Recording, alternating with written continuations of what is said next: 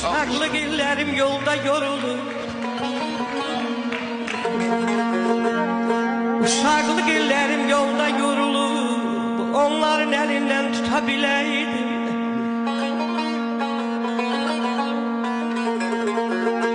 Təzədən süd əmər bir körpə yolum yok. Ayca bir güllü beşiğimdə yata bileydim. Zamanda hükmünü geri vereydim.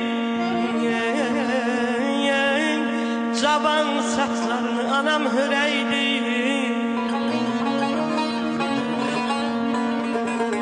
Bu an kapımızdan atam gireydi. Özümün üstüne yatabileydim.